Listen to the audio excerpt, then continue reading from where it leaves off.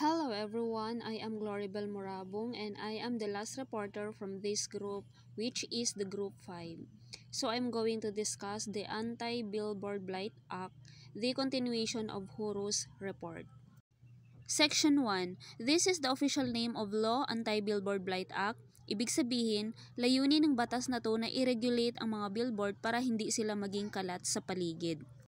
Section 2, Declaration of Policy. Ibig sabihin, gusto ng government na mas maging maayos at malinis ang paligid para sa lahat.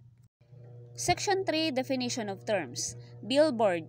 Ito yung naka-attach sa mga building, structure o lupa. Iba't iba ang makikita mo, pwedeng products, lugar, tao, business o activities. Off-premise billboard naman, makikita ito siya sa ibang lugar, hindi sa mismong business area kung saan naka-install ang sign. DPWH or Department of Public Works and Highways. Sila ang responsible sa mga daan at infrastructure. MMDA or Metropolitan Manila Development Authority, sila ang taga-manage ng traffic at urban planning sa Metro Manila. DOT or Department of Tourism, sila ang nagpo-promote ng turismo sa bansa. Section 4, Regulation ng mga off-premise billboard, mga rules o standards na dapat sundin.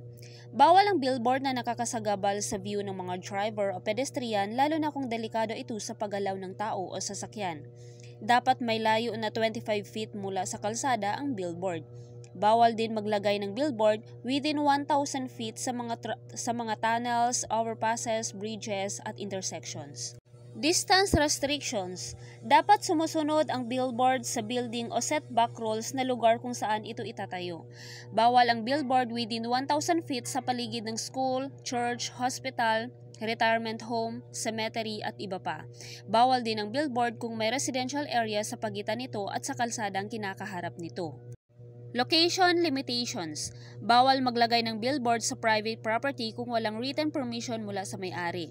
Bawal din maglagay ng billboard sa public property. Bawal ang billboard na nakatayo sa bubong ng building. Bawal din ang billboard kung natatakpan nito ang bintana o pinto ng katabing building. Dapat may minimum distance sa pagitan ng billboards. Sa 4-lane roads, dapat may 2,000 feet ang pagitan. Sa roads na less than 4 lanes, dapat 1,000 feet. Allowed lang ang dalawang phase kung magkaibang direction ang tinitingnan at iisang support structure ang gamit. Size and height restrictions. Hindi pwedeng lumagpas sa 300 square feet ang laki ng isang billboard. Pwede ang single o double-faced billboard pero dapat isa lang ang bawat side. Bawal ang billboard na mukhang traffic sign.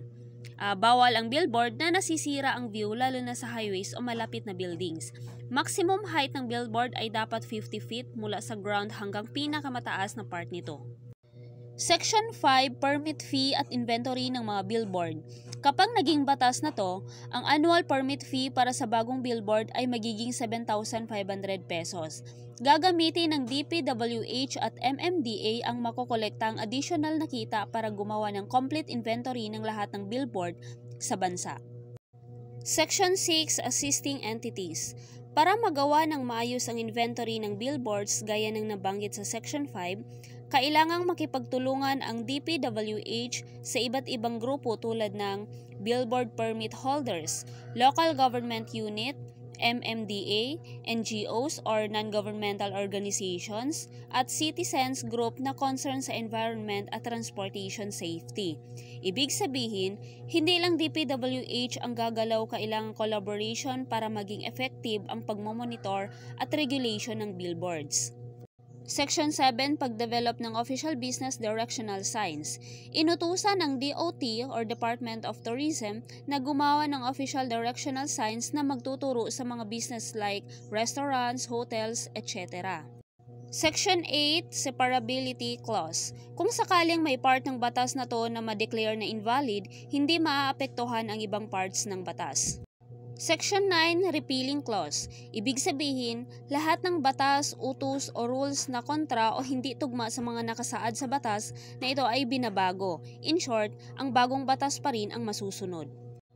Section 10, Effectivity Clause. Ibig sabihin, official na ipapatupad ang batas 15 days after publications. And that's all. Thank you.